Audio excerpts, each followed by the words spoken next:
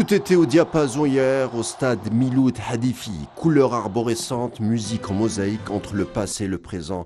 Un public oranais hors pair, digne de sa réputation de méditerranéen de première ligne.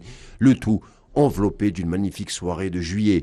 Une sorte d'étreinte géante semble se dessiner lorsqu'en début d'événement, quelques 40 000 personnes entonneront l'hymne national en présence d'un parterre de politiques, à l'instar du premier d'entre eux, Ayman Ben Abdelrahman, mais aussi sous les yeux du chef d'État éthiopien Sahle Work Zewde.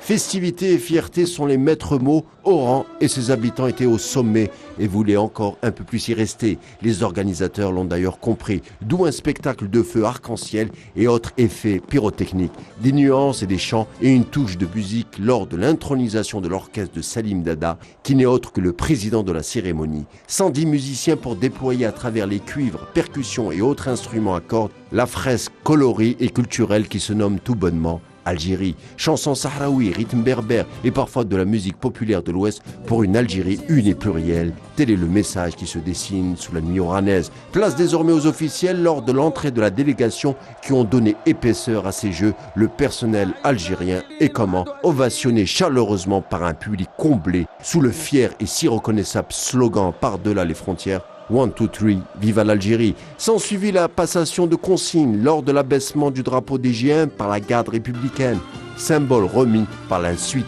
au maître de séance, le maître d'Oran, Amin Allouche, qui à son tour le remettra au président du comité international des Jeux méditerranéens, David Inzano, qui se chargera de remettre la charge des futures épreuves au maître de Tarente, Rinaldo Minucci, futur hébergeur de la 20e édition des GM prévue en 2026 dans la ville italienne du Sud.